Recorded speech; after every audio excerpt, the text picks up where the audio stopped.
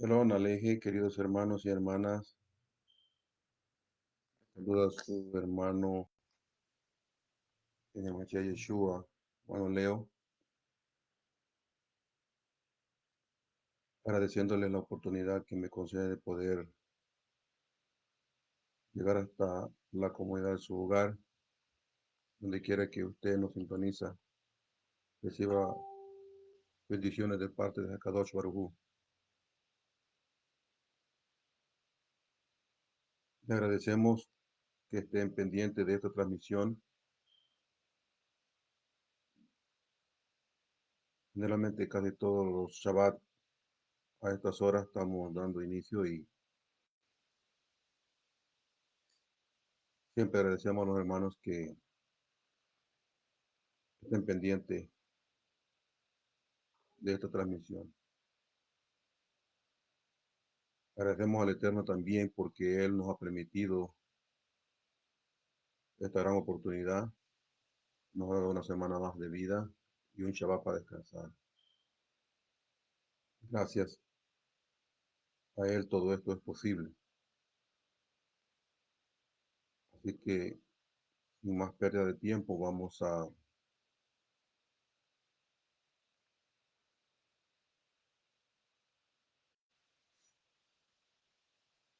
venir a darle gracias a nuestro Creador por todo lo que Él ha hecho, está haciendo y hará por nosotros, porque Él es el que tiene el control absoluto de toda nuestra existencia y todo cuanto nos pasa.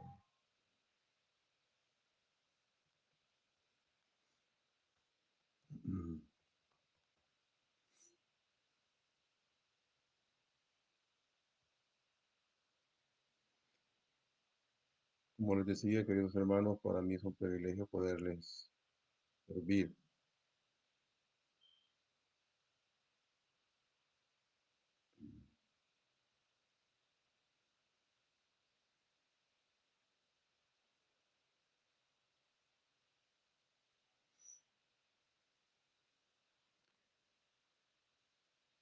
Me gustaría que, si a usted le parece, hermano, ahí donde está, en acomodar su hogar, en su hamaca, en su silla, me acompañara a recitar el Shema. Shema Israel, Adonai Eloheinu, Adonai Echad.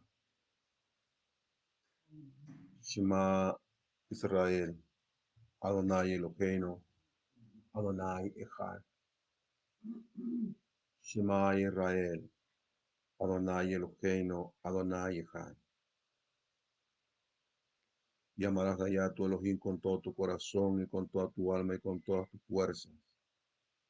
Y estas palabras que yo te mando hoy estarán sobre tu corazón y las repetirás a tus hijos y hablarás de ellas estando en tu casa y andando por el camino y al acostarte y cuando te levantes. Y las atarás como una señal en tu mano y estarán como frontales entre tus ojos. Y les escribirás en los postes de tu casa y en tus portones. Bendito sea el reino y el poder de nuestro Creador por siempre. Amén.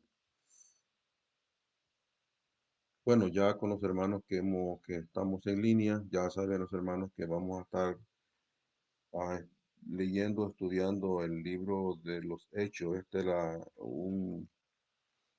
una segunda parte, un segundo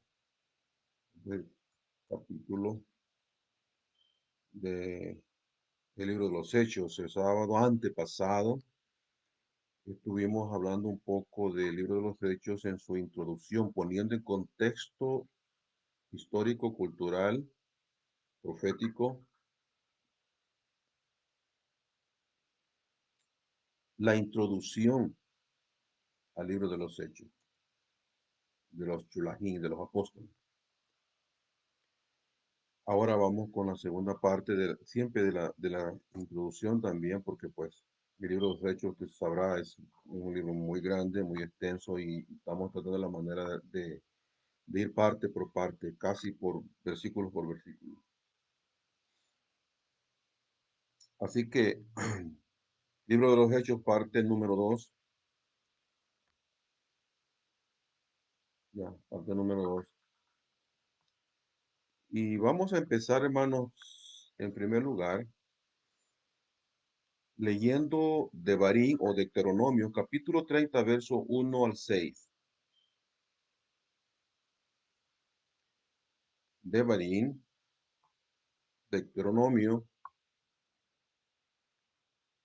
capítulo 30, del 1 al 6.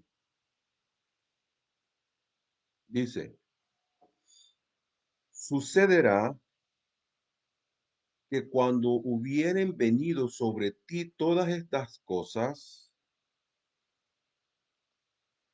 la bendición y la maldición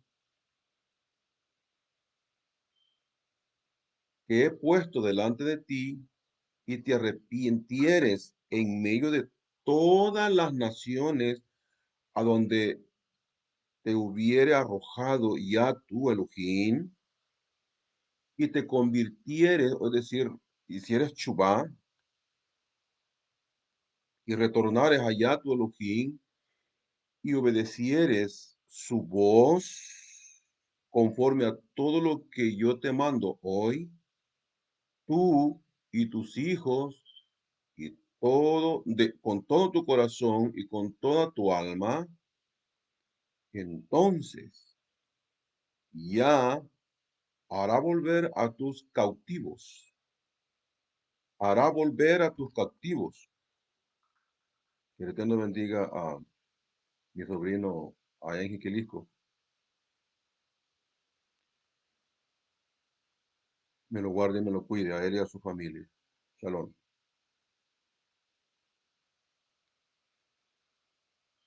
Y tendrá misericordia de ti, y volverá a recogerte de entre todos los pueblos a donde te hubiese esparcido ya tu Elohim. Aun cuando tus desterrados, oiga esta expresión, aun cuando tus desterrados estuvieren en las partes más lejanas que hay bajo del sol. Me voy a detener aquí antes de continuar. Esta palabra que fue traducida acá, las partes más lejanas, es la que fue citada por Yeshua cuando dijo,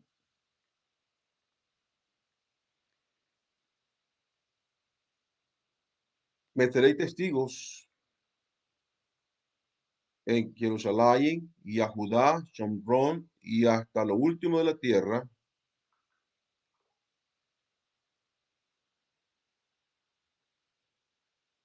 Está haciendo énfasis exactamente, que el Eterno también bendiga a mi prima Magdalena. Está haciendo énfasis prácticamente justamente a esta porción que estamos leyendo nosotros. Dice, las partes más lejanas, es lo último de la tierra, de allí te recogerá ya tu Elohim, y de allá te tomará, y te hará volver ya tu Elohim a la tierra. Oiga esto es para el pueblo, a la tierra que heredaron tus padres, y será tuya, y te haré bien, y te multiplicaré más que a tus padres, y circuncidará ya tu Elohim tu corazón y el corazón de tu descendencia, para que ames a Elohim, allá tu Elohim, con todo tu corazón y con toda tu alma y todo, con toda tu alma, con el propósito de que vivas. Cuando nosotros leemos estas porciones, hermano, prácticamente estas son las bases de las escrituras, ya lo hemos dicho nosotros, que estas son las bases de las escrituras, es decir, que de estas, de la Torá, porque Devarim pertenece a la Torá, de hecho es el último libro de la Torá, eh, esto, querido hermano y hermana, son la base de los libros de los profetas, de los salmos, de los escritos, de las cartas de Rashaul y también de los conocidos como los evangelios. Es decir, que si hay algo que la Torá no dice, aunque lo diga un evangelio, una carta de Pablo, pero si la Torá no lo dice, algo está mal. Y, pero todo lo que la Torá dice y es repetido en los conocidos, en los libros conocidos como los evangelios, entonces está en contexto y está bien la traducción. O algo que diga las cartas de Pablo y está en concordancia con la Torá y los profetas, entonces todo está bien, no hay que buscar otra explicación, a menos que usted quiera profundizar más y subir dentro de los cuatro niveles de interpretación de las escrituras. Solo de esa manera usted puede buscar más información adicional. Pero si usted es una persona de que solo maneja el Peshat, el básico, entonces necesita contextualizar cada enseñanza, cada tema que usted encuentre en los evangelios, en las cartas de Pablo, con los profetas y la Torá, porque así está registrado. Dice que debe de fundar su confianza sobre lo que dijeron los profetas y los chulahim, es decir, los apóstoles. Y los apóstoles nunca inventaron nada, sino que siempre citaron las escrituras, tanto la Torá como los profetas. Y esta es la manera de hacerlo. Nos fue enseñado por el rabí Yehoshua Hamashiach ben Nazarat, ben Joseph, ben David. Está registrado que dice que, y abriendo las escrituras les habló desde Moshe y pasando por los profetas y los salmos, les declaraba y les enseñaba que era necesario que el Mashiach padeciese, pero que resucitase el tercer día. Eso es lo que se debe de hacer. Cualquier predicador que no basa, cualquier enseñanza que no esté basada en lo que diga la Torá y los profetas, no tiene fundamento. Y se consideraría en este caso como aquella persona que no excavó y fundó una casa, pero la puso muy encima y de paso sobre la arena y va a perder toda la inversión. Así que hay dos cosas bien importantes que van de la mano con nuestro tema de hoy o con nuestro estudio, el cual es, hermano, ese que expliqué, que esto que expliqué, la palabra parte más lejana, según esta traducción de la tierra bajo el cielo, y la expresión que encuentra usted en uno de los evangelios que dice, o en los evangelios que dice hasta lo último de la tierra, eso es eso es contextualizar o poner en contexto las escrituras. Eso estaba haciendo Yeshua ahí. Y la otra parte que me gustaría también es darle una pequeña explicación, es donde dice, cuando venga sobre ustedes todas estas cosas, la bendición y la maldición, en realidad solo la palabra maldición y la palabra bendición solo son palabras que resumen todo una gama de situaciones, ya sea buenas o malas. Y cuando decimos buenas y malas, en realidad solo nos estamos refiriendo desde el punto de vista humano, porque nosotros en esta dimensión o en este mundo donde estamos, somos los únicos que percibimos bueno y malo, porque en este mundo es que existe la dualidad, y usted y yo ya debemos saberlo, pues tenemos días de estar estudiando estos temas.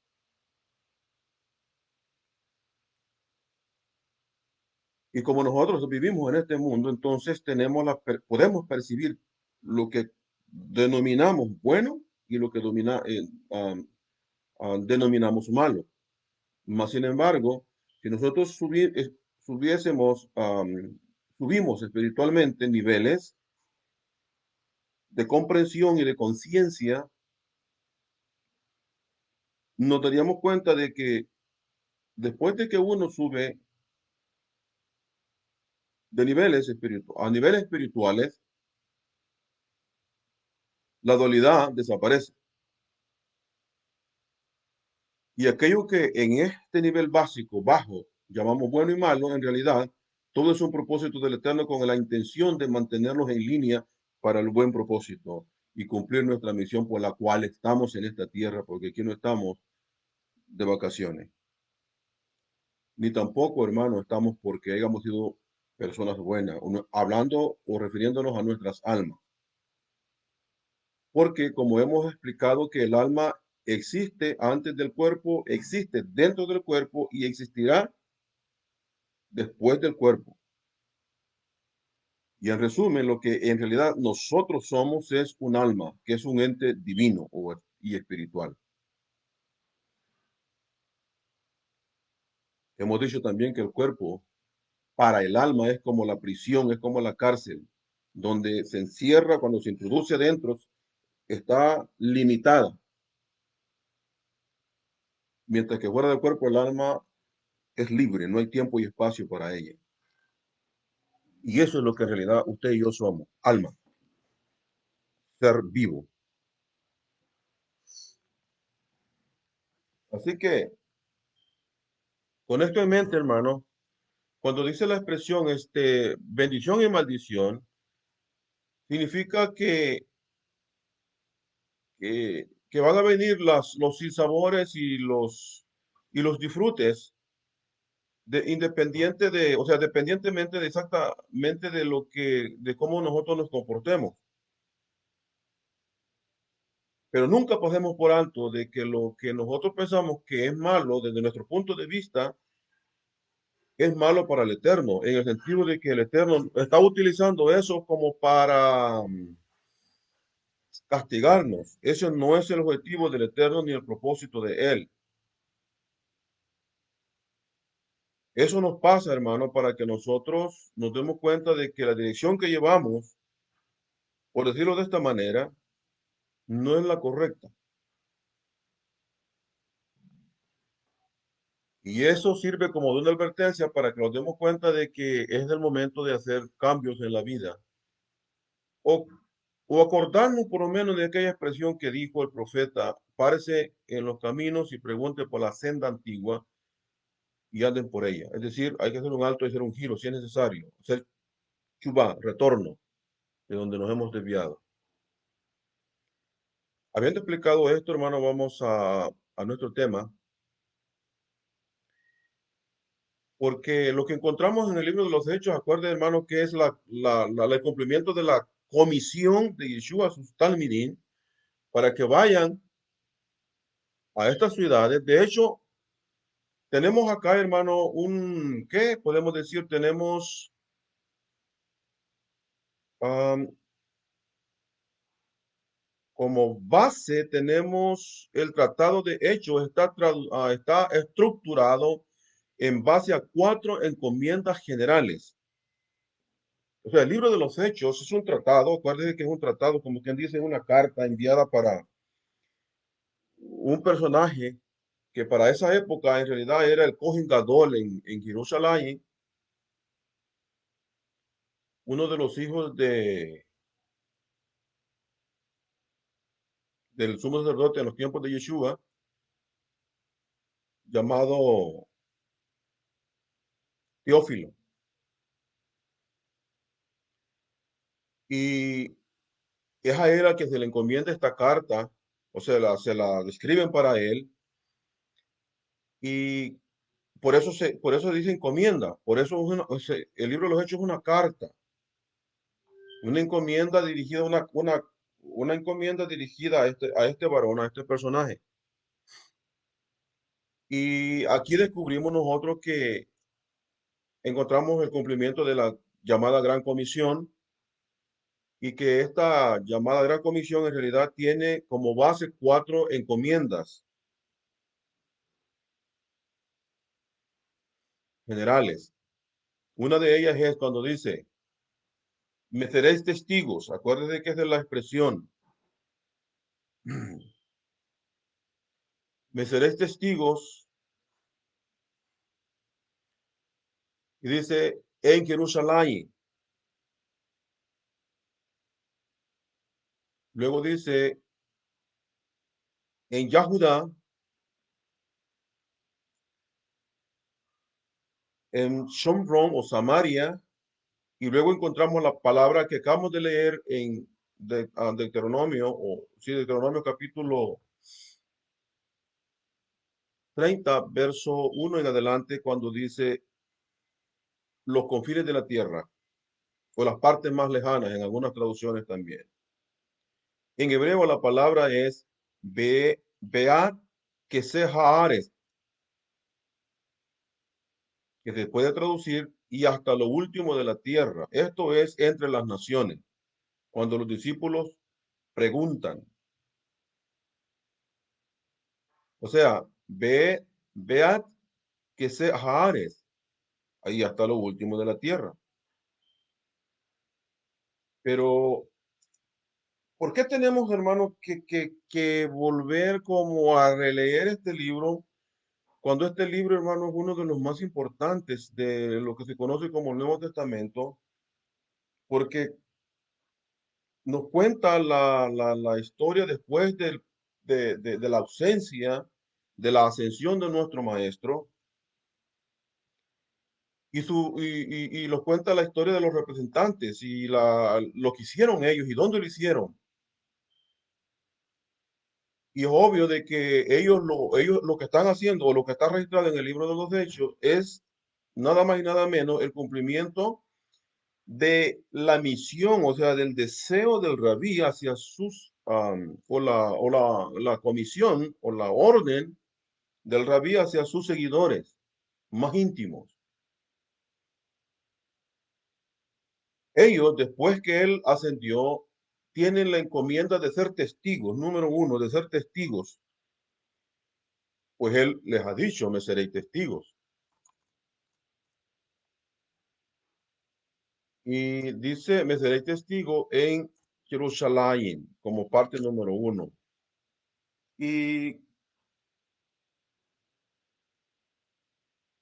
luego dice Judea, Samaria y hasta lo último de la tierra.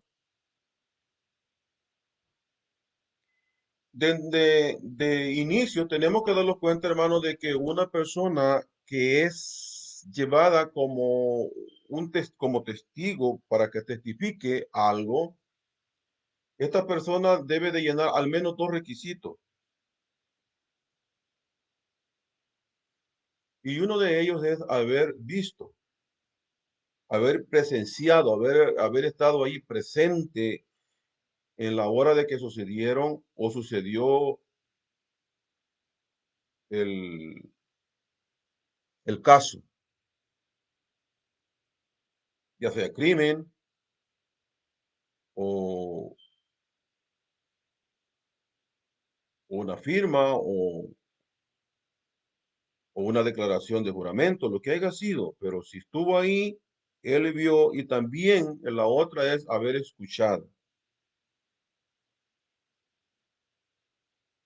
Al menos estos 2 requisitos necesita una persona para venir a ser testigo. Cuando Yeshua llama a estos 12, ustedes me serán testigos,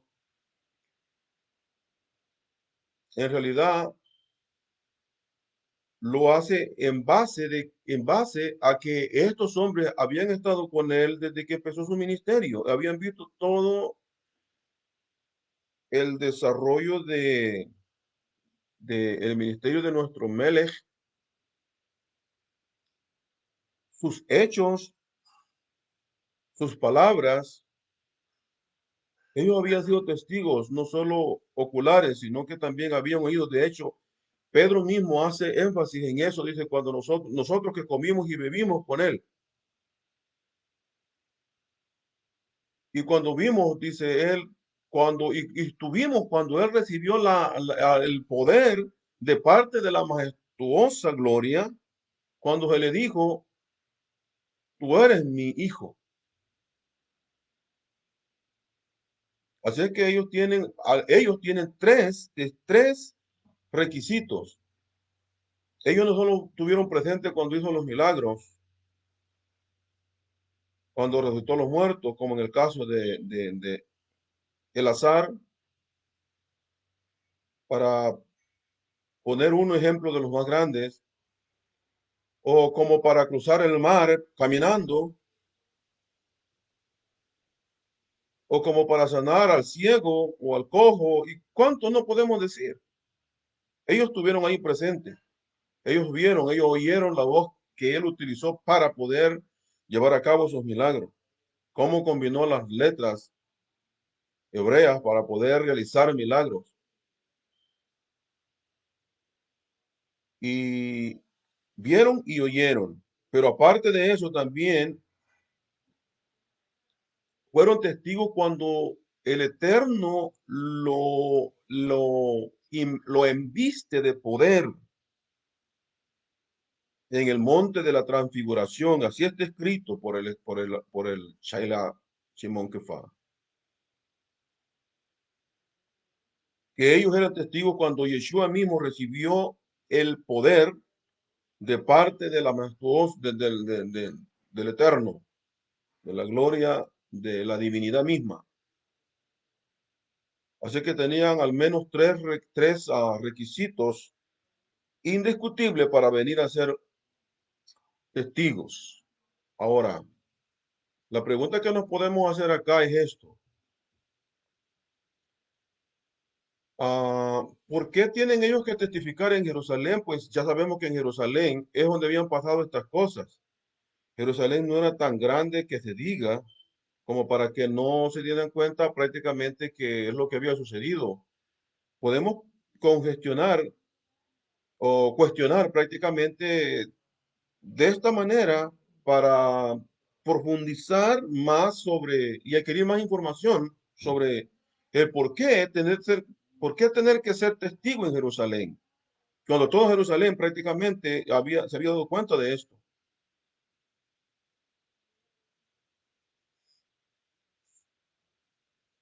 Nunca olvidemos, hermanos, de que siempre hubo un grupo de personas que, por cierto, eran los líderes que podían manipular al pueblo y chantajearlo si fuese necesario para salirse con la suya, como en todo lugar. El ser humano tiene esa costumbre. Entonces, no podemos pasar por alto de que cuando nuestro Mele fue resucitado por Hakadosh Baruj Hu, y los vigilantes de la seguridad que había puesto el Cohen Gadol, de- aprobada por Roma, de la Guardia Romana prácticamente, para que vigilase la entrada para que nadie se fuese a robar el cuerpo de Yahshua Mashiach que estaba ahí. Y después del terremoto y la piedra removida y el malach allí, ellos, ya la escritura nos contó que cayeron como dormidos. Después de que les pasó todo eso, se dieron cuenta de que el cuerpo no estaba allí y ellos fueron a dar aviso a sus líderes de esto que había pasado. Y los líderes dijeron, díganles que sus discípulos vinieron de noche y se lo robaron mientras ustedes dormían y les dieron dinero para callar, para silenciar. Y la excusa que ellos pusieron fue, porque si esto se divulga entre el pueblo, este último caso va a ser peor que el primero. Está hablando de dos casos. ¿Y cuál es el primer caso? El primer caso era de que Yeshua o la gente misma de alguna manera reconocían en la persona de Yahushua al rey Mashiach, al rey de Israel. Y en algunas ocasiones intentaron, según lo registra Yohanan, en el libro de Yohanan, Juan, intentaron tomarlo a él a la fuerza y presentarlo ante el Sanedrín como el Mashiach, como el rey de Israel, y coronarlo rey de una vez ahí. Pero al hacer eso, prácticamente era, políticamente, era desafiar a todo el imperio romano. Y los líderes religiosos y Yahudín, ellos sabían que no estaban en la mejor condición militar para poder hacer frente a Roma, para poderse liberar de esa opresión. Y concluyeron de esta manera diciendo, es mejor que un hombre muera y no que todo el pueblo perezca. Eso está contextualizado perfectamente y no estamos forzando la escritura contextual y en el nivel Pasha para poder sacar estas conclusiones, pues está ahí registrado, usted lo puede leer. Pero dije la pregunta es, ¿por qué tienen que ser testigos? Ya dijimos que habían dos casos. El caso era de que Yeshua, la gente, o sea, el caso de la muerte de Yeshua fue porque supuestamente él se consideraba como el rey judío, el rey de los Yahudín. Y no porque lo haya dicho, porque en realidad no se registra en ninguno de los evangelios que he dicho que él era el rey directamente, públicamente. Hasta donde tenemos entendido, fue a sus discípulos nada más a quienes se les dijo que él era el Mashiach. Y no directamente, cuando él preguntó, ¿y ustedes y vosotros quién decís que soy yo? Simón Kefal le dijo, tú eres el Mashiach, Ben Elohim. Y Yeshua le dijo, cuando dice Mashiach está hablando del rey, el rey ungido de los judíos. Y Yeshua le dice, esto no te lo reveló un hombre, sino es revelación de arriba. Esto viene del mundo de Asilut, precisamente de Jochma. Y, y eso es lo que tenemos ahí. Él está reconociendo que él es la persona elegida para ser el rey, pero lo está diciendo privadamente, allí solo a sus íntimos amigos, públicamente no lo está diciendo. Y cuando fue presentado ante Pilato o ante Herodes, le dice, ¿eres tu rey? Y él no dijo, sí, yo soy el rey. Él lo que dijo fue, tú lo has dicho, yo para esto he nacido y para esto he venido, para dar testimonio de la verdad. Entonces, él abiertamente no dijo que era el rey, pero el pueblo sí reconocía en él al rey.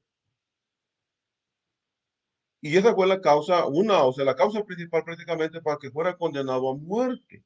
Y ese es uno de los casos, el primer caso, por cierto. Y cuando el líder dice que el segundo caso sería peor que el primero, se está refiriendo a la resurrección.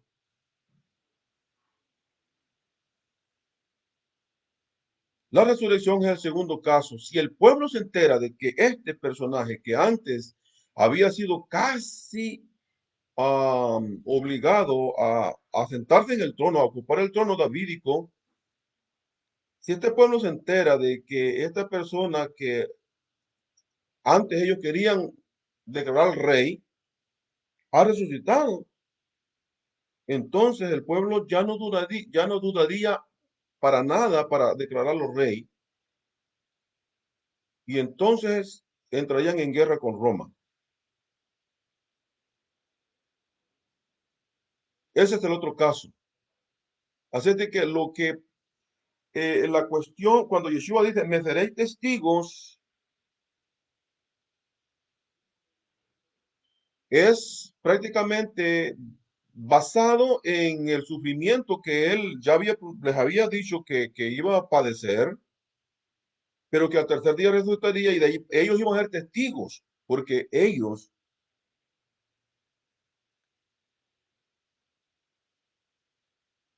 también, hermanos, lo iban a ver después de resucitado. De hecho, eso es lo que la escritura registró. En la carta que Rachael escribe a la comunidad en Galacia, dice de que Yeshua se presentó vivo aproximadamente delante de 500 personas. Para la fecha que Pablo estaba dando ese testimonio, algunos ya habían muerto y otros todavía estaban vivos, así lo registró. Y que se le había presentado a Pedro, Simón Kefá, a Johanan y a Judá, el hermano mismo de Yahushua mismo. Y él, Pablo, dijo, y al último que se me apareció a mí, fue a mí, dice. Yo que ni siquiera puedo, o llevo, o merezco ser llamado un representante de él, o sea, un shluachim, pero por la misericordia del Eterno soy lo que soy. Bueno, y el libro de los Hechos exactamente comienza por eso. Dice el libro de los Hechos, en el capítulo 1, verso 1, dice, en el primer tratado, oh excelentísimo Teófilo, que te escribía acerca de todas las cosas que Yeshua comenzó a hacer y a enseñar entre los discípulos o entre sus alumnos que habían estado con él desde que empezó. Y dice,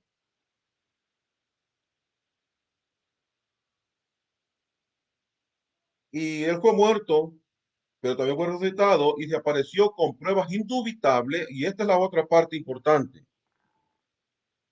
Se presentó con pruebas indubitables, dice, durante 40 días a sus discípulos, o sea, en este caso los seguidores más cercanos, los 12 apóstoles, dice, hablándoles acerca del reino. O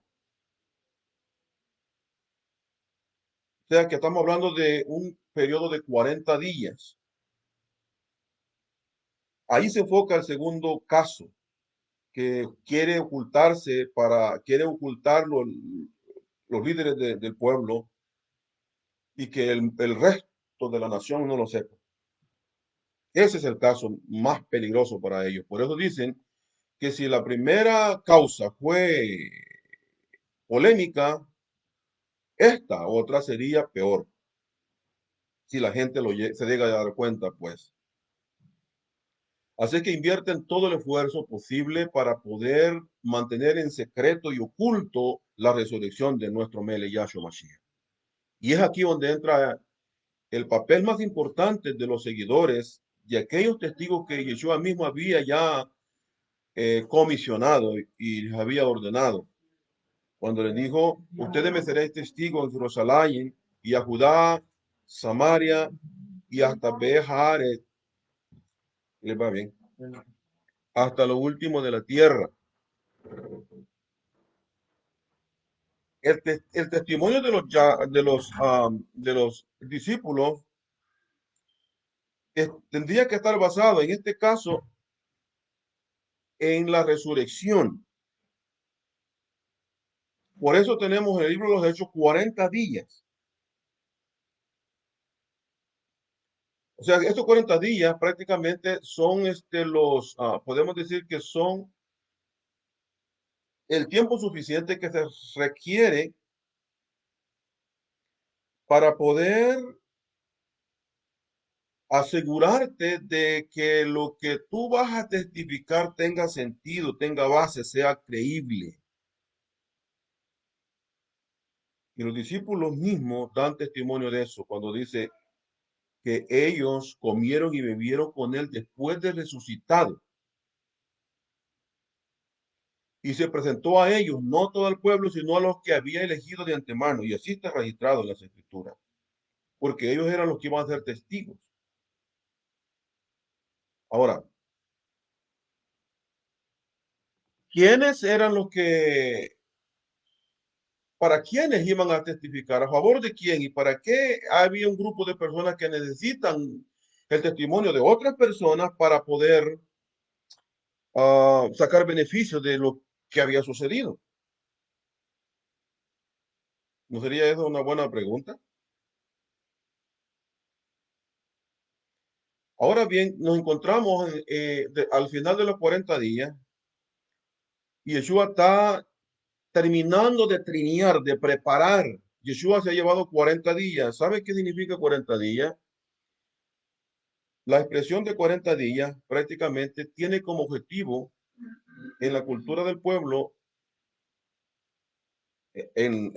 históricamente, por supuesto, tiene como objetivo dar a entender que Yeshua o que una persona pudo cruzar, ascender los cuatro mundos, tanto el mundo de Asia, que es este que estamos, cruzarlo todo, todos sus niveles, llegar a entrar al mundo de formación y cruzar todos los niveles que ahí están, que son 10 más 10 aquí, 10 en el segundo mundo y 10 en el tercer mundo, el mundo de Beria, y llegar a cruzar también los otros 10 niveles que están en el mundo de Yesirá.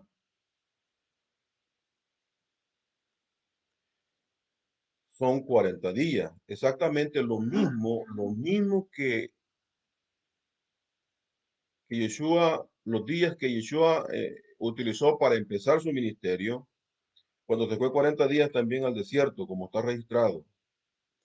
Lo mismo que Moshe Rabeno ocupó o utilizó para poder ir al mundo de Asilut y traer de allá la Torá. Todo tiene un mensaje, todo está conectado. La escritura no habla de 40 días solo por hablar.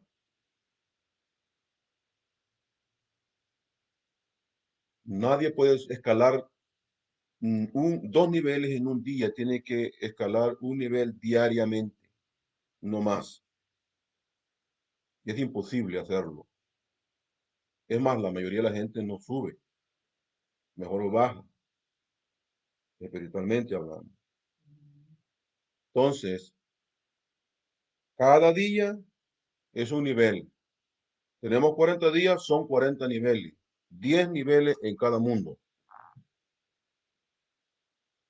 Yeshua tuvo 40 días, estamos en el día número 40 y los discípulos saben todo eso. Y entonces ellos aprovechan y hacen esta enorme pregunta que yo siempre, a mí me gusta esta pregunta porque contradice, aclara prácticamente y bota por allá la idea. Y ese no es el gusto mío que me da, sino más bien el haber descubierto esto que está allí desde siempre y sin embargo había estado velado para mí como sin duda está velado para muchas personas en este día de hoy. Los discípulos le hacen una pregunta al final de los 40 días y esta pregunta dice así, ¿restaurarás el reino a Israel en este tiempo?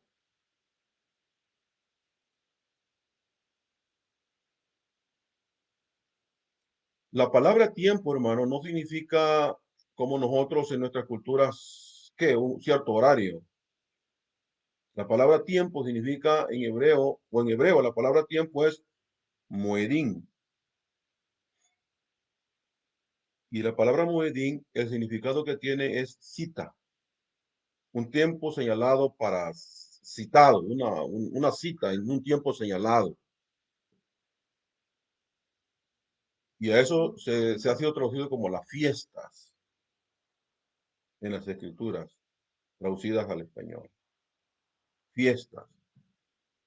Restaurarás el reino de Israel en este tiempo.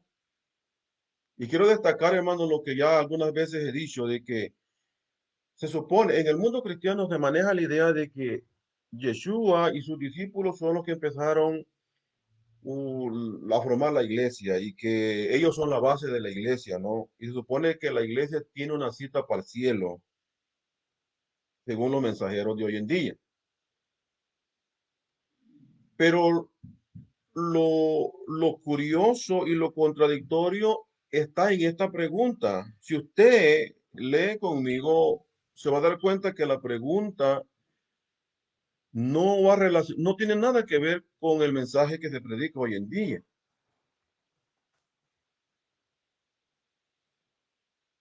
La pregunta que se hace acá es, ¿restaurarás el reino a Israel en este tiempo? ¿Y qué significa eso? Lo voy a explicar, pero antes voy a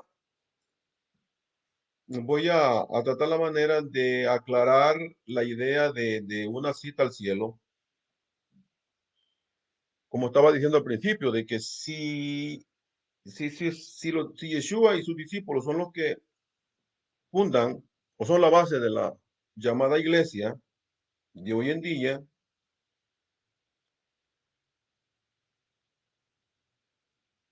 vamos a responder esta pregunta con otra pregunta, como todo Yehudín lo hace. ¿Por qué no preguntan los discípulos cuándo vas a raptar la iglesia? ¿Cuándo nos vas a llevar al cielo? ¿No les suena curioso eso?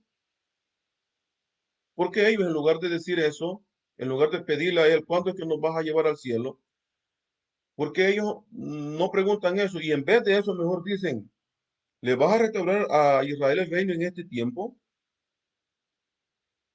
Y ahora voy a entrar a explicar qué significa restaurar el reino de Israel en este tiempo.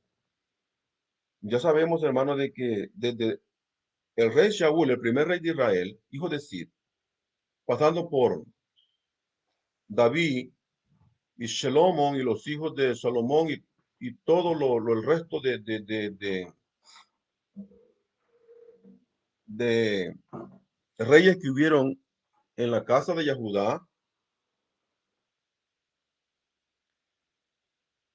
por último se acabó el reinado. Es decir, cuando Israel fue llevado a Babilonia, se acabó el último rey. Es decir, hasta allí hubo un rey físico sentado en el trono de David. Cuando Judá regresó de Babilonia, ya no hubo rey, hubo ministro, hubo gobernador, pero no rey. Y desde allí en adelante no ha habido rey en Israel hasta el día de hoy. Y, y ya sabemos cómo funciona un reino.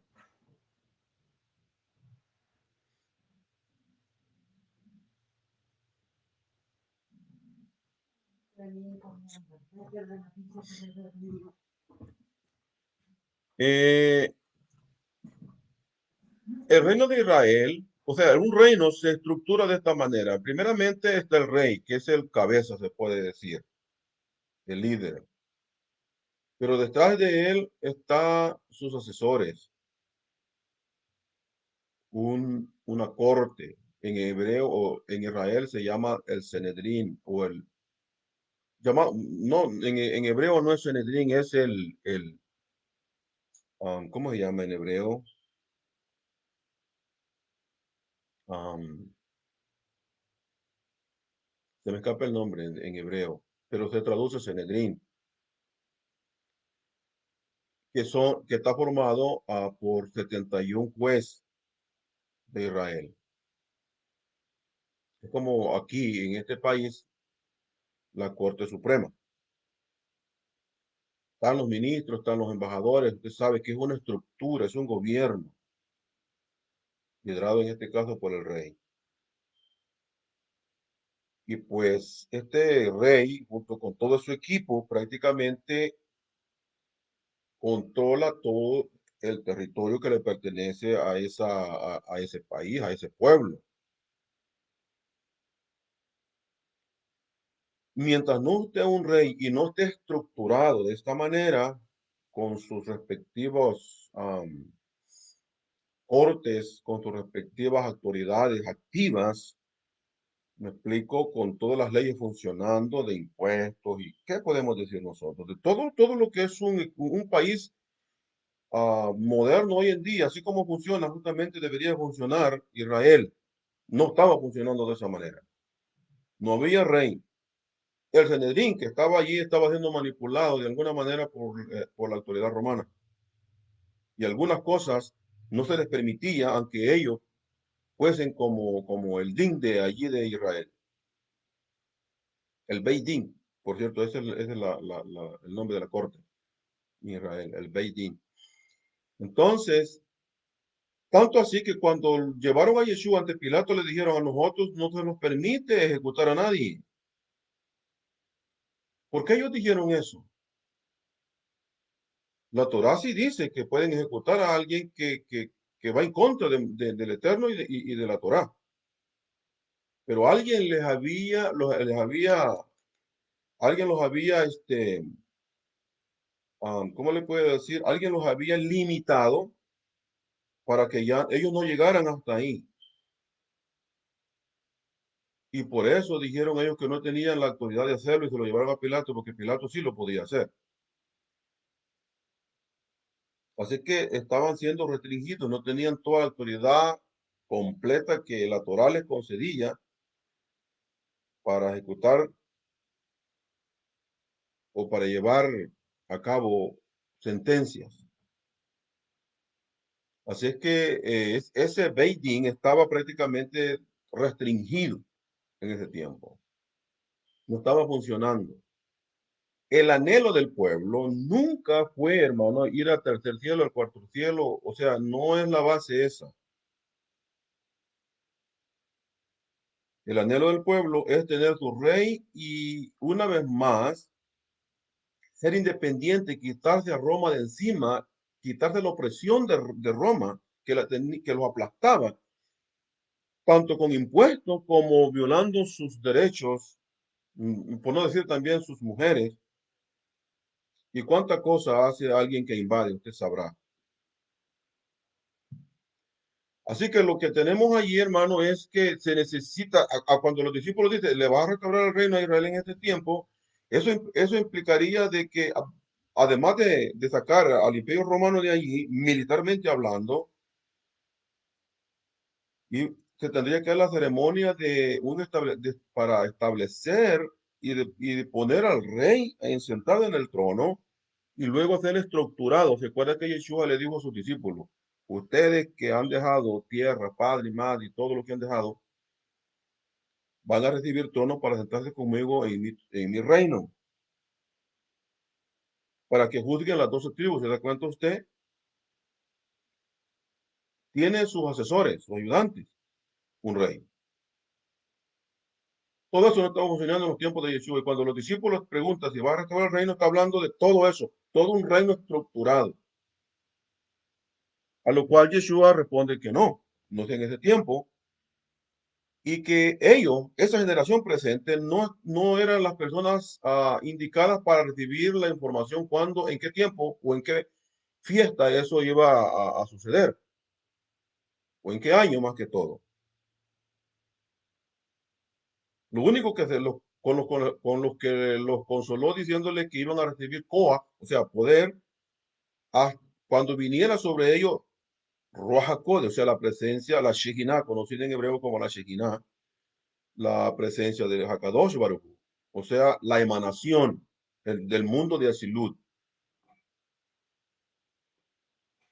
Y es donde les comisiona, les dice, y me seréis testigos en Jerusalén, en Yahudá, en Shomron y hasta Beat Keset Haaretz, último de la tierra. Aclarando esto, espero que esto me haya quedado claro. Me detuve aquí un tiempo para aclarar esto, porque si esto ha quedado claro, entonces hemos logrado el objetivo principal, se puede decir. Respuesta del Mashiach, no corresponde a vosotros saber los tiempos o las sazones que el Abba puso en su sola potestad, pero recibiréis Coa cuando haya venido sobre vosotros Ruach HaKodesh, y me seréis testigos a la vez en Jerusalén, en toda Judá, en Chomrón y hasta lo último de la tierra. Ahora, de aquí para allá vamos a tratar la manera de desglosar esto. La encomienda, o sea, que está dando Yeshua a sus discípulos, la encomienda a los discípulos es proclamar las buenas nuevas de de la redención de Israel. Oiga usted, es proclamar la redención de Israel, donde quiera que esté. Porque acuérdese que dice en Jerusalén, en Yahudá, en Shomrón y hasta lo último de la tierra.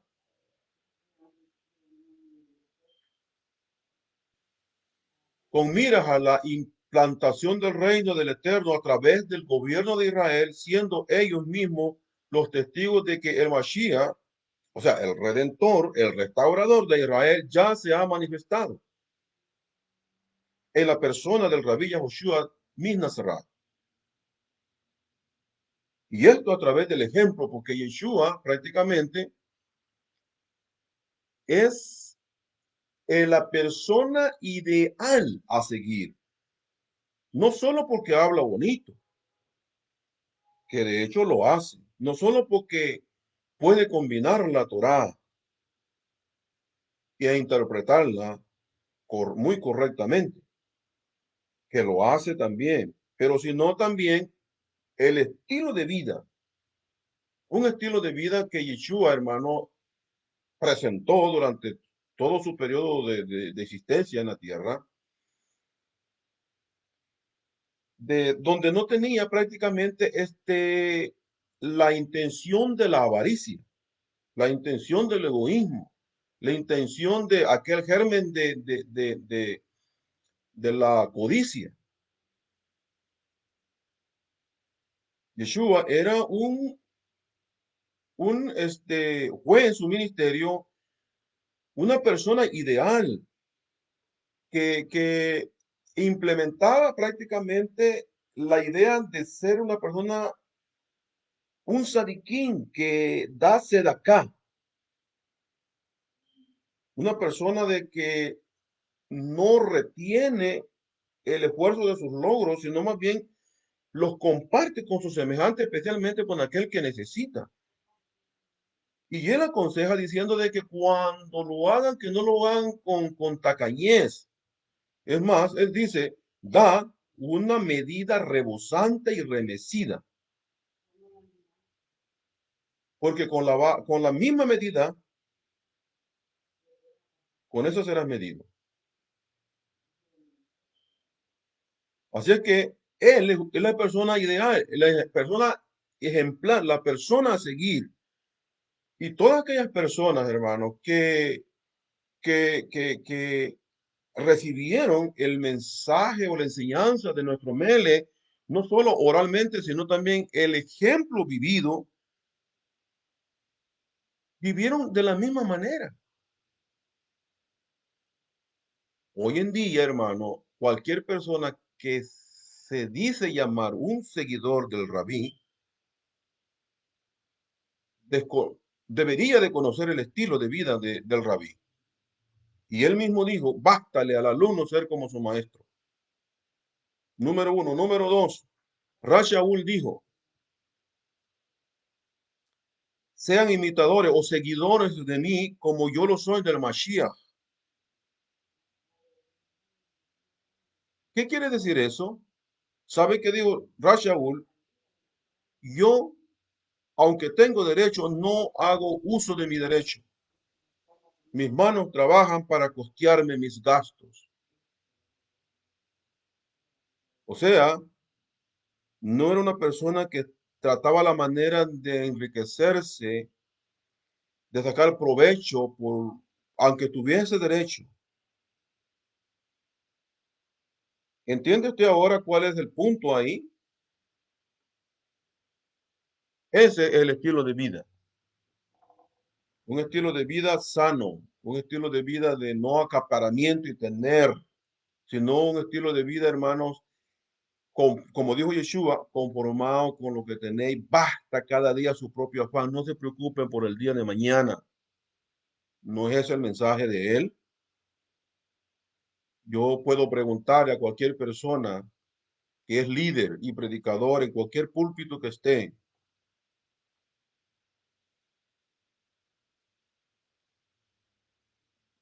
su estilo de vida y su mensaje va de acuerdo a lo que Yeshua enseñó.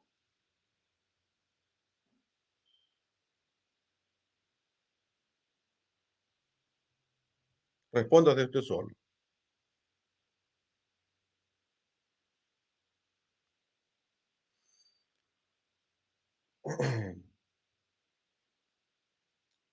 Luego tenemos, hermano, prácticamente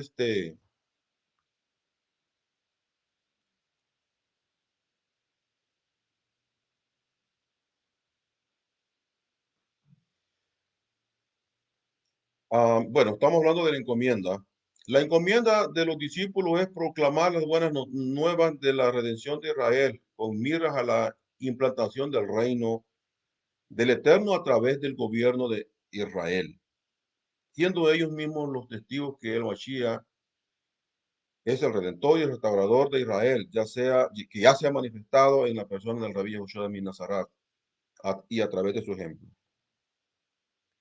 Ellos que habían visto y oído y comido con el rabí, aún después de resucitar, eran los indicados para dar testimonio que en efecto el Mashiach ya se ha manifestado en la persona de Yahushua.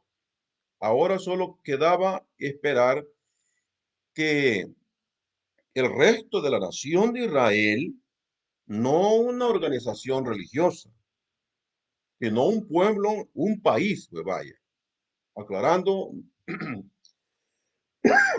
perdón, de la mejor manera estas expresiones para que no quede duda.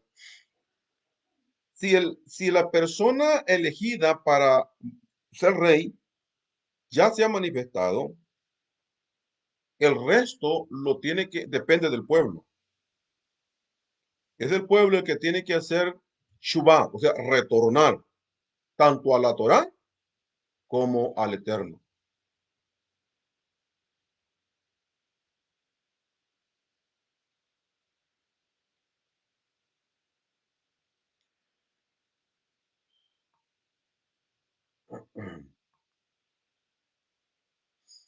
En base a la introducción previa, donde se explicó la percepción de los Nevi'im, o sea, de los profetas sobre la redención de Israel, debe ser obvio que cuando Yehoshua, el Mashiach, dice a sus discípulos, me seréis testigos en Jerusalén y en toda Judá y en Samaria hasta lo último de la tierra, se debe entender, ojo con esto, mucha atención, se debe entender bajo el contexto de pueblo de Israel.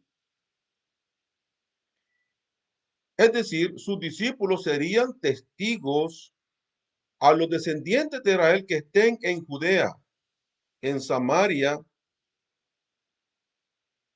que estén en Jerusalén, en Judea, en Samaria y aún hasta lo último de la tierra, a los que estén así, a los que están asimilados entre las naciones para esa fecha.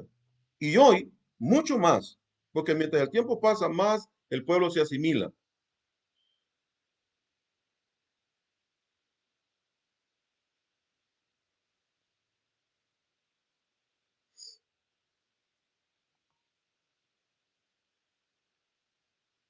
Sin embargo, la mayoría de los comentaristas del cristianismo opinan que la frase hasta lo último de la tierra significa a los gentiles. O sea, como que Pablo y los discípulos, o sea, todos los 12 apóstoles, los 12 seguidores más íntimos de Yeshua, a quienes a él los preparó de una manera sumamente elevada, y Rashaul también, cuando Yeshua comisiona a esos íntimos alumnos de él, el cristianismo ha interpretado que Yeshua comisiona a estos 12 Yehudim para que vayan a Roma, vayan a Grecia, vayan a El Salvador, vayan a México, a Brasil, a los países a predicar a testificar allá que Yeshua es el Mashiach. Yo le puedo preguntar aquí, ¿Qué le puede importar prácticamente al pueblo del Salvador que le llegue a decir, Yeshua es el Mashiach, ha resucitado? ¿Acaso ellos están esperando a alguien así? No,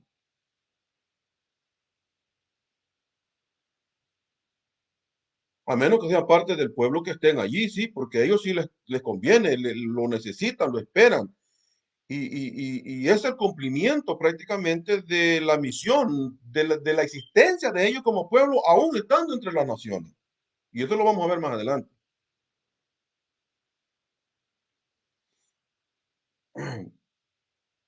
En otras palabras, los discípulos deberían primeramente comenzar a transmitir el mensaje de la redención no solo a los judíos y a los samaritanos, sino también a los gentiles, según la aparición cristiana, obvio.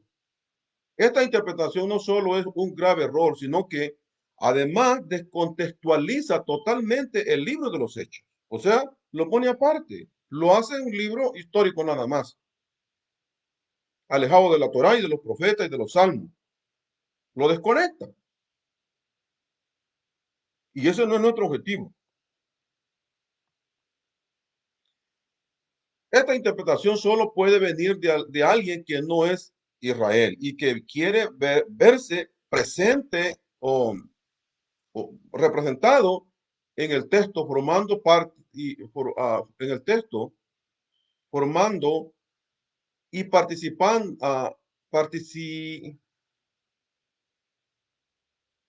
y principalmente de la redención mesiánica. En otras palabras, viene de la corriente principal cristiana que plantea que el Mashiach estructuró una iglesia, pues nueva, ¿me entiende? Y diferente a la comunidad de los hijos de Israel.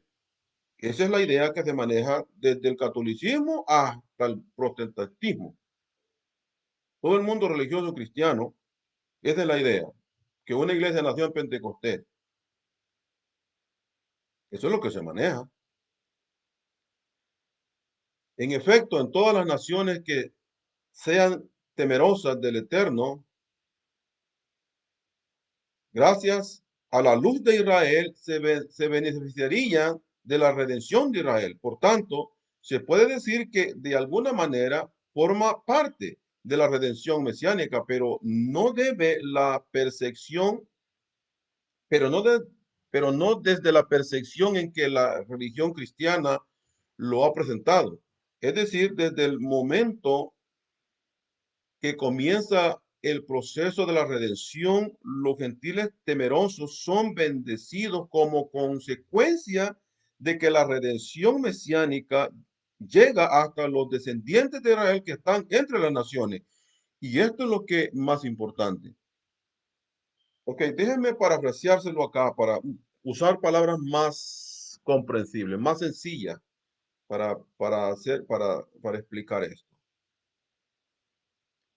La comisión. Ya se sabe que para los tiempos de Yeshua, las 10 tribus ya hacía aproximadamente más de 700 años que las 10 tribus habían sido esparcidas. Eso lo estuvimos viendo en la enseñanza pasada.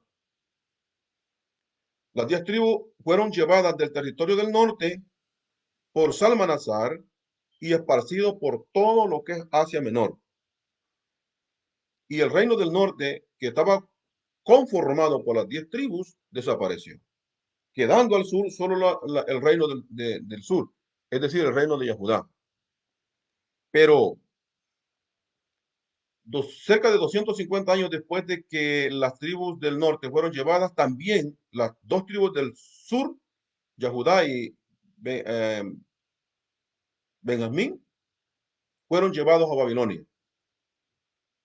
70 años después, una parte de Yahudín regresó y pues se establecieron en su territorio. Ya sabemos que allí nació, en ese seno de esa restauración nació Yeshua. Ya no había rey, ya habíamos hablado de eso. Y ahora tenemos prácticamente Yahudines también hasta allá en Babilonia.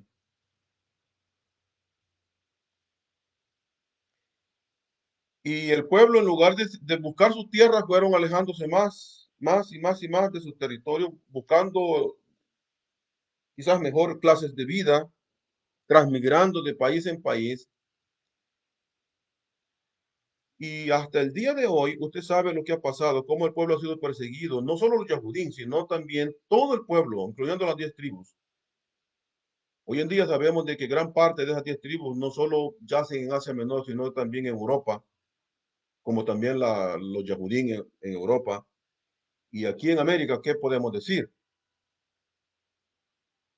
Y todo eso, hermano, uh, son siendo descendencias del pueblo, yacen en otras naciones, han echado raíces, se han olvidado de su cultura, se han olvidado de la Torá y se han olvidado de quiénes son. Viven como gentiles, pero no tienen un alma gentil. Y ya nomás oyen la palabra de la Torá, explicada por el rabí Yoshua HaMashiach, inmediatamente vuelven en sí, como el hijo pródigo. Usted sabe, ¿se acuerda de esa famosa parábola? Y deciden regresar a la casa una vez más. Eso es chubá. Y eso es lo que está pasando hoy en día. ¿Cuántas personas no están volviendo a sus raíces hebreas hoy en día y abandonando las religiones? La gran mayoría.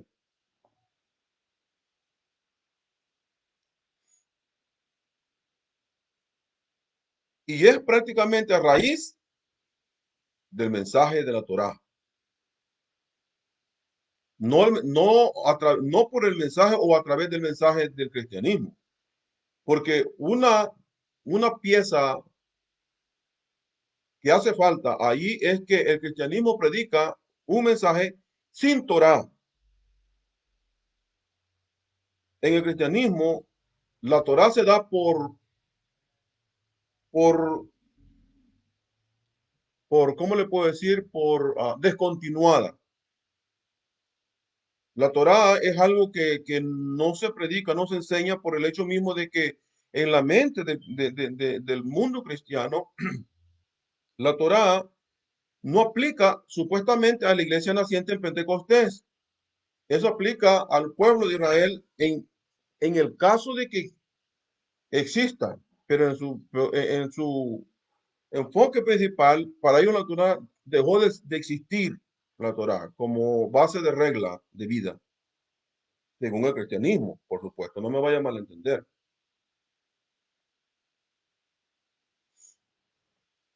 Ahora, ya sabemos que el pueblo ha sido esparcido por todo el mundo hasta lo último de la tierra, como hemos hablado desde el principio. Entonces, los discípulos, los representantes del Mashiach, van con el mensaje del Mashiach, tienen que ir con el mensaje del Mashiach hasta lo último de la tierra, no para buscar a los que viven a lo último de la tierra, sino para buscar a los esparcidos del pueblo de Israel que han llegado tan lejos a vivir hasta lo último de la tierra. No sé si me estoy explicando. Para eso son comisionados hasta lo último de la tierra, para que vayan a buscar las ovejas perdidas de la casa de Israel. ¿No es eso lo que dijo Mashiach Yeshua? Él mismo dijo que su comisión o su misión, una de las misiones principales de su revelación como Mashiach es buscar las ovejas perdidas de la casa de Israel. Y cuando dice la casa de Israel, ¿sabe a qué se está refiriendo? A las 10 tribus específicamente. Hay que irlas a buscar. Y como él no salió del territorio de Ere Israel, preparó a 12 personas más para que éstas sí fueran fuera del territorio de Israel, buscando esas ovejas que están entre las naciones. Así que entiéndase acá que la expresión hasta lo último de la tierra significa ir entre las naciones a buscar los que son del pueblo para contarles lo que ha pasado, como un testimonio para ellos, para los del pueblo, porque déjeme decirle, y aquí voy a introducir un pensamiento extraordinario. Cuando, cuando yo estoy, me voy a poner como ejemplo yo, cuando yo estoy ante el juez, ante el fiscal y ante mi abogado y estoy siendo acusado de algo y hay una persona que ha visto y esa persona está sirviendo de testigo, obvio, la persona ha visto, ella va a dar su testimonio, ya sea que me favorezca a mí o no, o favorezca a la otra parte, que es el que está buscando compensación. Usted sabe cómo funciona esto, ¿no? La persona se va a limitar, a limitar simplemente a decir lo que ella vio y oyó. Eso es todo lo que tiene que hacer. Si ese testimonio me favorece a mí, me compete a mí, me beneficia a mí, yo me voy a beneficiar de ese testimonio. El que no, no. Ahora bien, imagínese usted que yo soy el acusado y el testimonio del testigo me beneficia a mí, ¿verdad? Ok. Entonces, el testimonio de este testigo me beneficia a mí. Así que yo necesito que ese testigo venga hasta donde mí o hable a mi favor. Pero resulta de que otra persona que no está involucrada en el caso por el cual yo soy acusado, llega o está ahí y entonces dice, esa persona que no tiene arte ni parte en el caso, cuando oye el testimonio de esta persona, dice, qué bueno, o sea, está tomando eso como para él, cuando en realidad eso no lo involucra a él para nada. No sé si me estoy dando a entender. Lo voy a poner de otra manera, quizás no manejé bien este ejemplo. Voy a manejar este otro. Supongamos de que el presidente de mi país manda una carta, sí, una carta, que la manda para aquí a Jersey City, a los salvadoreños que viven en Jersey City, ¿verdad? Y la carta llega y la agarra un hondureño o un guatemalteco o un mexicano y la lee y dice, wow, estos beneficios me van a servir mucho a mí, que viene del presidente de El Salvador. Óyame, esa carta viene a los salvadoreños. Un guatemalteco no puede ser beneficiado con lo que diga esa carta. Un mexicano tampoco. La carta va dirigida a la comunidad salvadoreña y todo lo que dice allí afecta o bendice al salvadoreño, no a otra persona de otro país. Eso es más o menos lo que está pasando aquí en los registros que estamos leyendo. La comisión va dirigida a buscar las ovejas perdidas de la casa de Israel fuera de los límites um, aduanales o fronterizos del territorio de Israel en otros países, porque ya están viviendo hoy. Y eso lo encontramos justamente, hermano, libro de los Hechos, capítulo 2, no es lo que está registrado allí. Habían venido a Jerusalén hombres piadosos de todas las naciones bajo el cielo. Y dice, del Ponto de Capadocia, Bitinia, Asia, África, romanos, cretenses. ¿Usted cree que esos eran de Creta? Eran judíos que habían ido a vivir allá, estaban viviendo allá, pero a la hora de la fiesta, de celebrar la fiesta del Eterno, ellos iban a Jerusalén, celebraban y luego se regresaban allá, donde estaban haciendo su vida. No sé si se explica eso. Y si no tiene con eso, lea la primera carta del apóstol Pedro que dice a los expatriados que están en Capadocia, en Bitinia, todo menciona una vez más eso, expatriados, porque están fuera de la patria, están expatriados, han inmigrado. Nosotros que somos de Centroamérica, yo creo que entendemos bien la palabra emigrar. Es la misma palabra expatriado. Nosotros no estamos en nuestra patria, estamos en otra patria. Se conoce como inmigrantes, ¿no es cierto? Entonces, las cartas, las encomiendas van dirigidas a los del pueblo, no a otra gente. Eso no quiere decir que la otra gente, un romano de nacimiento, no se llegue a beneficiar con eso. Por supuesto que sí, todo y cuando él se convierta al Elohim de Israel, abandonando toda su idolatría y su estilo de vida y sus religiones, y empiece a vivir Torah. Cuanto vez haga eso, entonces va a ser beneficiado. ¿Y quiénes cree usted que fueron las personas que fueron utilizadas para llevar este mensaje de la Torá hasta Roma? Para que un romano, no solo la comunidad de Israel que está en Roma, sino un romano nato de nacimiento y de religión, también escuchara de este mensaje. Los testigos, los testigos, que mientras buscaban las ovejas del pueblo allá, también se encontraron con una persona que está dispuesta a dejar su idolatría, la creencia en varios dioses, y venir al único Elohim de Israel. Bendito sea él y a su Torá. ¿Qué quiero decir con esto? Bueno, que mientras el mensaje de restauración, de redención para el pueblo llega hasta las naciones, buscando al pueblo para traerlo de regreso, también las naciones pueden beneficiarse, pero de una manera indirecta. El enfoque principal es el pueblo. Creo que más claro en el agua.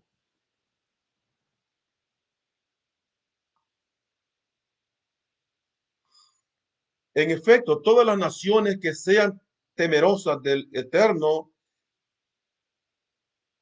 gracias a la luz de Israel, se beneficiarán de la redención de Israel. Por tanto, se puede decir que de alguna manera forman parte de la redención mesiánica, pero no desde la perspectiva de la religión cristiana, como lo ha presentado ellos. Es decir, desde el momento en que comienza el proceso de la redención, los gentiles temerosos son bendecidos como consecuencia, como un resultado indirecto, pues, de que la redención mesiánica llega hasta los confines o hasta la descendencia de Israel a los confines de la tierra.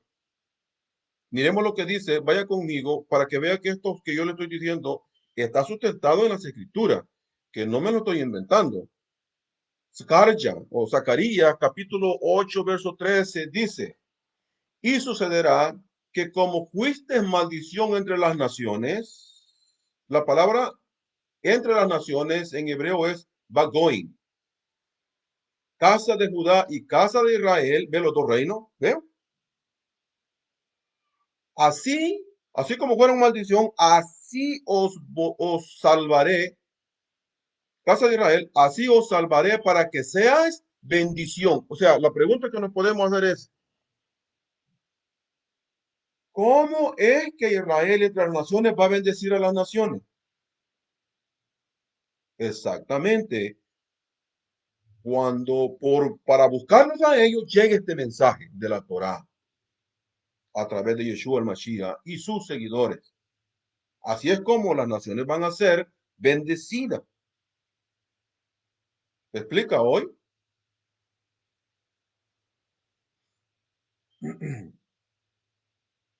Una vez que la redención sea completada para Israel y se haya establecido como nación ejemplar en su tierra, o sea, cuando todo Israel haya escuchado este mensaje de la Torá y regrese a la Torá y al Eterno, el Eterno mismo se va a encargar de llevar al pueblo físicamente a vivir a la tierra de Israel, su tierra, y conformarán la nación ejemplar, porque vamos a empezar a vivir Torah con plenitud en la tierra de Israel. Y oiga usted eso, entonces las naciones serán bendecidas con la luz que se proyectará desde la tierra de Israel. Israel es la nación elegida por el Eterno, pero no porque sea la mejor nación, no porque hayamos hecho cosas mejores que otras. que otros pueblos, sino en base a la capacidad de cumplir una función en, en específico. Ser una nación modelo como hijos, como dijo Yesiyahu Anabí, o sea, Isaías, el profeta, que dijo, vaya conmigo a Isaías 60, verso 3. Isaías 60, verso 3 dice, y acudirán las naciones a tu luz. O sea, cuando Israel, por vivir Torah, sea una nación ejemplar, modelo, un estilo de vida impecable, entonces las naciones van a ir a ver esa luz, ese estilo de vida. Isaías 63 dice, y acudirán las naciones a tu luz, y los reyes al resplandor de tu amanecer. No podemos perder de vista que la misión del Mashiach es de acuerdo a las palabras de los neviín, o sea, de los profetas. Por esto, sobre el Mashiach, por esto, sobre el Mashiach, transmitieron sus discípulos. Mateo 1:21 dice, y llamará su nombre Yahshua porque redimirá, salvará, liberará a mi pueblo Israel de sus iniquidades. No de una condenación eterna como predica el cristianismo, sino de iniquidad. La palabra iniquidad significa vivir sin Torah. De hecho, en griego es anomo, y creo que los religiosos saben eso. La palabra iniquidad en español, en griego es anomo, y que significa vivir sin Torah. Así que Yeshua, el mensaje de Yeshua se encarga de hacer que su pueblo, el pueblo de Israel, no viva sin Torah, sino que viva con Torah, viviendo Torah. Esa es la misión.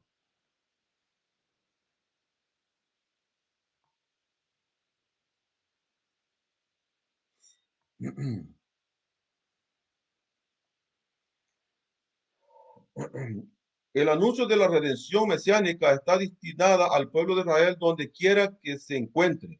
El Mashiach no tiene una misión directamente para los gentiles, dejando en un segundo plano a Israel. No, señores, sino que es totalmente lo inverso, o sea, lo contrario.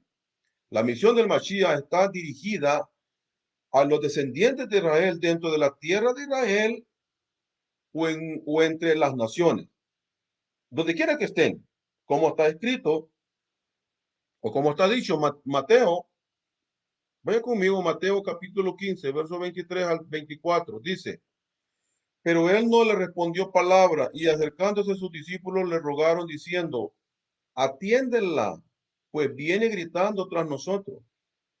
Y respondiendo él dijo, no he sido enviado sino a las ovejas perdidas de la casa de Israel. Esa es la prioridad. ¿Se explica? Lo del pueblo de Israel. Ese es el enfoque principal. No digo el único, no me vaya a malentender, pero sí el principal. Luego, en segundo lugar, estarían el resto de las naciones.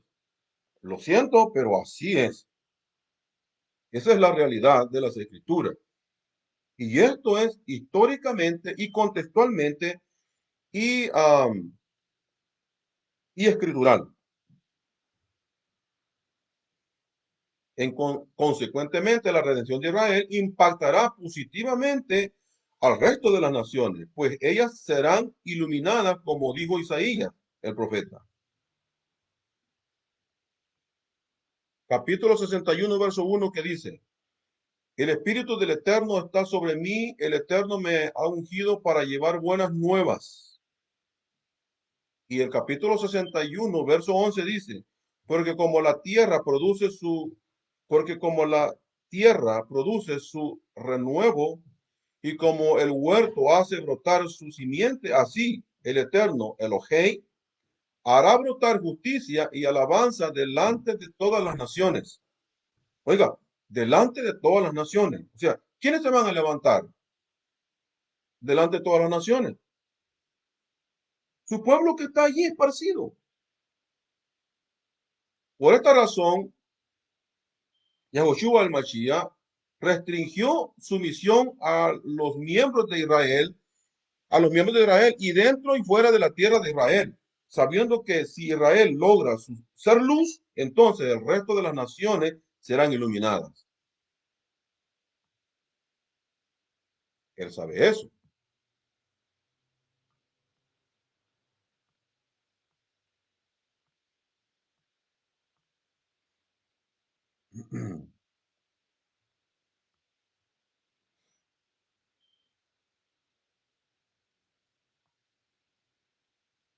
Pero mientras tanto, pero mientras toma lugar el proceso de la redención para Israel, si algún gentil desea injertarse a la nación de Israel, podrá,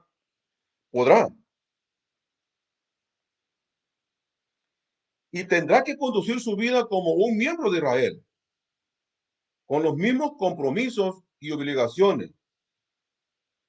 Bien puede hacerlo. Veamos cómo este planteamiento está confirmado en las palabras de los profetas. Cualquiera que hubiese leído los profetas comprendería que el significado de la frase que Sehaaret, o sea, lo último de la tierra, hace referencia no a los gentiles, sino a los lugares más remotos entre las naciones donde los descendientes de Israel se encuentran esparcidos, como dijo Moche. Una vez más vamos a leer lo que dijo Moche Rabeno.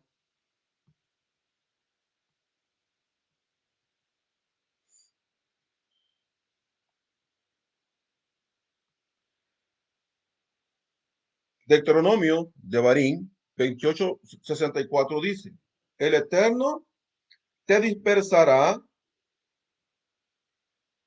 el Eterno te dispersará entre todos los pueblos de, el Eterno te dispersará entre todos los pueblos de un extremo, o sea, en hebreo, desde un Keset, Jares, de un extremo de la tierra, hasta el otro, que es Jares, otro extremo de la tierra.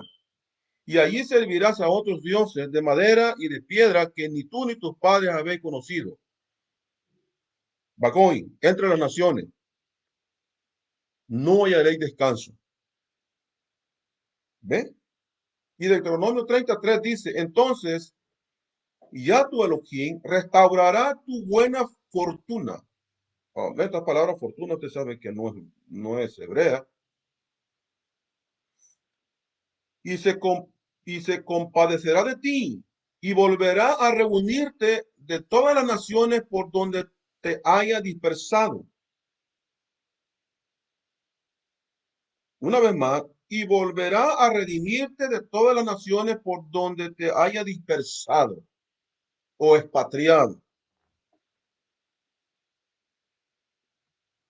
Y luego vamos a leer una vez más lo que dice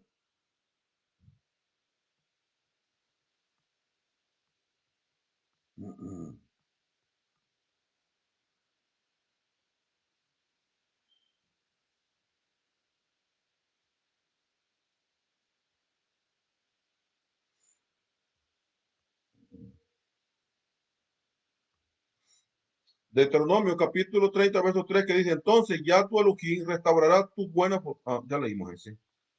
Es el, este es el 3. Vamos a leer el 4 también, que dice,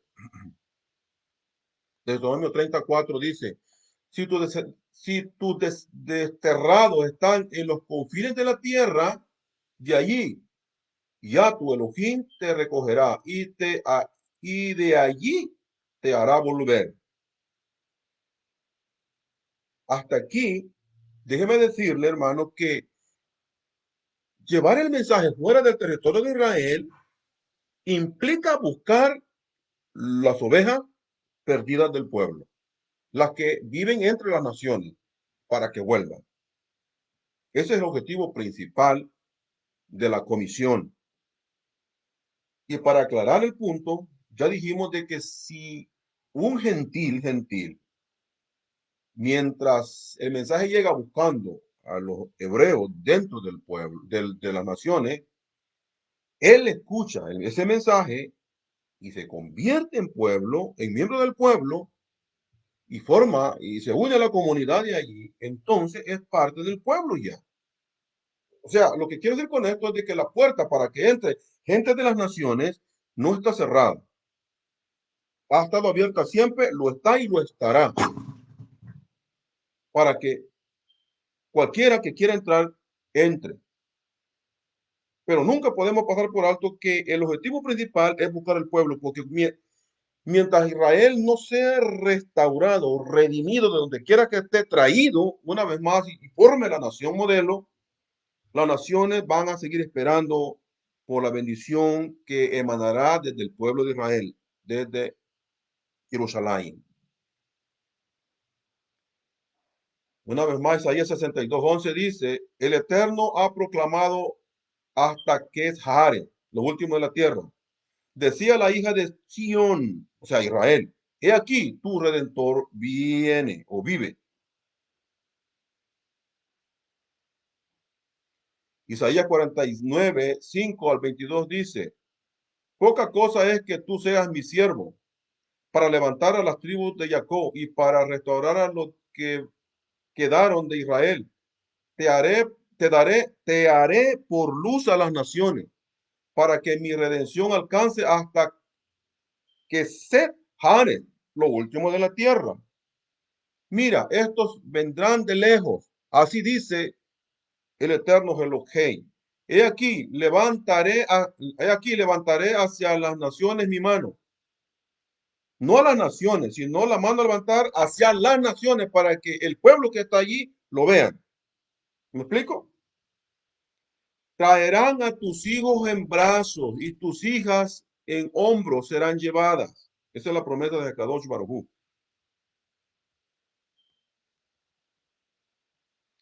De esta manera podemos ver claramente que el contexto del libro de los Hechos coincide exactamente con el contexto de las palabras de los profetas en referencia a la redención de Israel por medio del rey Mesías, el hijo de David. Todos los descendientes de Israel escucharán el mensaje de la redención, aun los que se encuentran lejos, asimilados entre las naciones.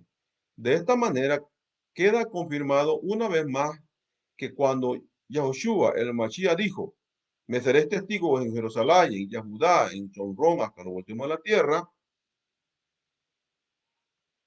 no, nos podríamos preguntar, ¿quién es un testigo? ¿Y frente a quién testifica?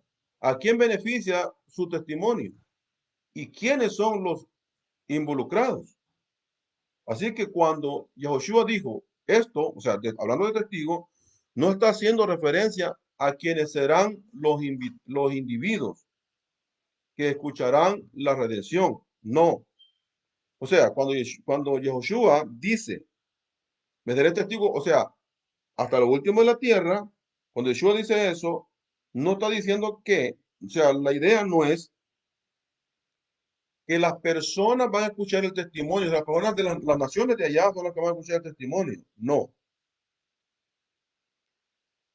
Cuando Yoshua el Mashiach dijo esto, no está haciendo referencia a quiénes serán los individuos que escucharán la redención de Israel. Pues es obvio que serán los descendientes de Israel, a los que en realidad está haciendo referencia. Oiga usted eso, ya se sabe de que cuando el mensaje va, a quien busca es a la descendencia de Israel esparcida entre las naciones. Entonces, ¿qué quiere decir la palabra Betejares, o último de la tierra? No está hablando de las personas que viven allí, sino más bien la área geográfica hasta donde llegará el mensaje. A eso está haciendo referencia, a la zona geográfica, donde se llevará el mensaje de la redención para Israel. Estas son Jerusalén, Judá, Chomrón, o sea, Samaria, no son los samaritanos, porque una cosa son los samaritanos.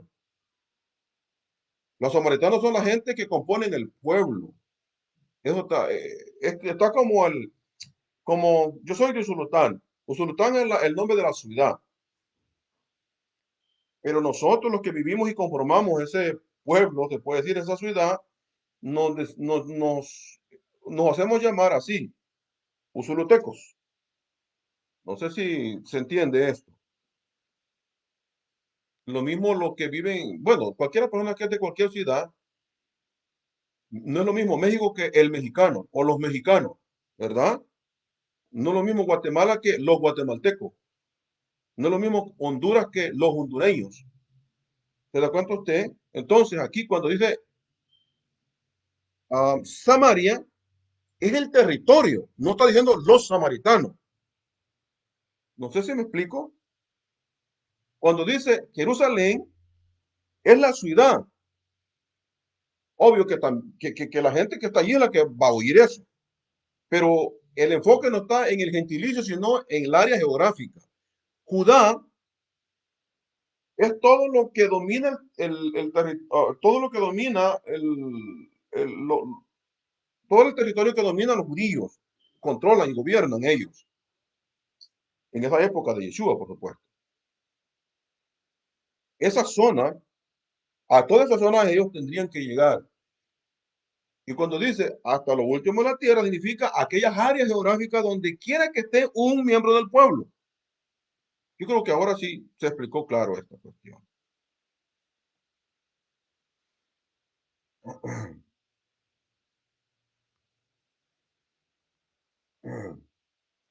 Es obvio para cualquier lector que conozca el proceso de la redención de Israel en los escritos de los profetas, quiénes son los individuos que escucharán la redención de Israel. Estos son los hijos de Israel dentro y fuera de Israel, entre las naciones y por supuesto también aquellos ex gentiles que se hubiesen integrado o convertido en miembros del pueblo de Israel. El objetivo principal no son los gentiles, sino que debido a que la mayoría de los hijos de Israel, que los hijos de Israel para los cuales es la redención, se encuentran entre las naciones, los discípulos viajaron hasta lo último de la tierra y solo cuando Israel sea redimido o restaurado, consecuentemente las naciones serán iluminadas por la nación de Israel. Entonces, se hace claro que Shaul no fue enviado a los gentiles, sino enviado a las naciones, donde se encuentran dispersos la mayoría de los descendientes de Israel. Por esta razón es que el autor de el libro de los Hechos documenta cómo Shaul en cada uno de los viajes entra, o sea, cada uno de los viajes que hace entre las naciones, entraba de sinagoga en sinagoga. Porque si Pablo fue enviado a los gentiles, ¿qué hacen las sinagogas? En la sinagoga hay Yahudín, hay de las 10 tribus. Ahí no están los gentiles tienen sus templos paganos. Pero lea el libro de los Hechos, ¿qué es lo primero que hace Pablo al llegar a una ciudad? Lo primerito que hace es entrar en Shabbat a la sinagoga. Eso es lo primerito que hace. Y en todos los viajes que hace, eso es lo que hace. De hecho, toda la mayoría de mensajes o de enseñanzas que da Pablo lo hace en una sinagoga. Es realista a la vez y solo por petición de la audiencia gentil es que Pablo una vez lo hizo en el Areópago, es decir, eh, creo que es en Atenas me parece que le toca a darlo público, en la plaza pública, pues vaya, porque la gente se interesó ahí por ese mensaje que los muertos resucitan. ¿Cómo está eso? ¿Por qué no los hablan más de eso? ¿Vea? Y entonces lo llevaron y le dijeron, háblanos de eso. ¿Cómo podemos lograr la inmortalidad? Y entonces tuvo que hablar. Y por último, mientras hablaba, llegaron los Yahudín y malversaron las cosas, usted sabe qué es lo que pasó ahí. Pero el enfoque de Pablo es buscar las ovejas. Vea cada vez que Pablo llegaba a una ciudad donde se metía. ¿Qué es lo primero que hacía? Entonces se hace claro que Shaul no fue enviado a los gentiles, sino a las naciones. Libro de los Hechos, capítulo 13, verso 23 dice, a los cuales también llamó a nosotros, no solo de entre los judíos, sino también de entre las naciones, como dice Osea Hanabí, o sea, el profeta, llamaré pueblo mío al que no era pueblo mío. Elohim levanta a Yeshua de la simiente de David como redentor para Israel, conforme a la promesa de redención. Oigan, me voy a aclarar este versículo de Osea. Dice, llamaré pueblo mío al que no era pueblo mío. Esto puede crear confusión si lo sacamos de contexto. Yo en el cristianismo lo hice y tengo que reconocerlo, pero no es malo rectificar y reconocer que uno se equivoca. Hoy en día tuve que leer los profetas para contextualizar este versículo que está, de hecho, en Primera de Pedro, en el capítulo 2, en el verso 9 en adelante. La porción dice ahí, dice que, pero vosotros sois nación santa, pueblo adquirido por el Eterno. Ustedes que en otro tiempo no eran pueblo, hoy son pueblo. Ustedes que en otro tiempo no habían alcanzado misericordia, hoy han alcanzado misericordia. Dice que fuimos llamados por él de las tinieblas a la luz admirable. Ok, este es el versículo, ¿cuál es el contexto? Está en Osea, por cierto, en el capítulo 1 en adelante, Osea dice que el Eterno le dijo que tomara una mujer ramera y que cuando la mujer ramera concibiese, que le pusieran, le dio el nombre de los hijos que le iba a poner. Y el primero era Jerreel, que significa sembrar y arrancar. Y el otro, Loami, no pueblo mío.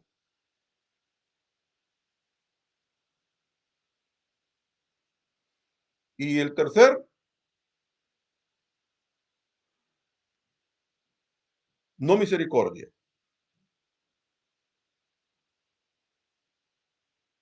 ¿Qué es lo que está diciendo el profeta? Luego dice, porque Israel, la casa de Israel, o sea, las 10 tribus, no quieren ser mis hijos. Así es que quieren vivir como las naciones, que se vayan a vivir entre las naciones y dejan de ser pueblo. Ese es el pueblo que no era pueblo en un tiempo y ahora son una vez más otorgados. O sea, son bienvenidos como pueblo otra vuelta.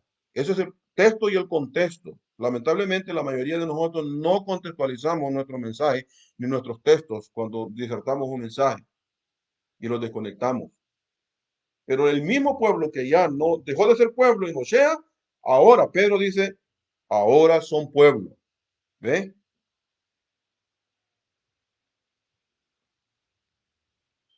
Eso es la contextualización. Luego tenemos prácticamente por la misma razón, leemos que cuando Shaul escribe en su correspondencia a los que están en la comunidad de Roma, dice, a los cuales también llamó a nosotros, no solo de entre los judíos, sino también de entre las naciones, como dice en Osea, llamaré pueblo mío al que no era pueblo mío. Esos hombres saben lo que están diciendo. La mayoría de la población religiosa no tienen ni idea, pero estos hombres sí.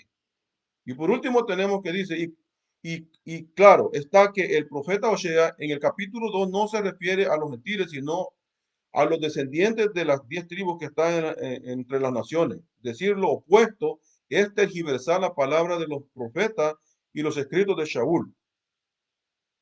Y esto ha quedado claro. Si usted tiene preguntas, puede ser al pie del video, pues va a quedar ahí, ya sea los que están escuchando ahora y los que lo van a escuchar después. Les animo a que lo hagan. Y mientras lo hacen, si les salen alguna pregunta, la pueden dejar escrita allí al pie del video o en mi muro.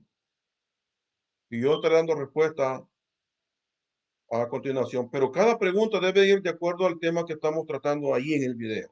No me ponga preguntas de otras cosas en otro tema o en el video que estamos tratando, porque entonces no vamos a tener, no vamos a ser compatibles. Espero haberles servido, hermanos. Hasta aquí nos vamos a quedar, esperando que Hakadosh Baruj Hu les bendiga, les guarde y que esté con cada uno de ustedes y su familia, donde quiera que esté. Que ya Sebaón derrame toda clase de bendiciones, nos guarde, nos cuide y ponga paz en nuestros corazones. Shabbat Shalom.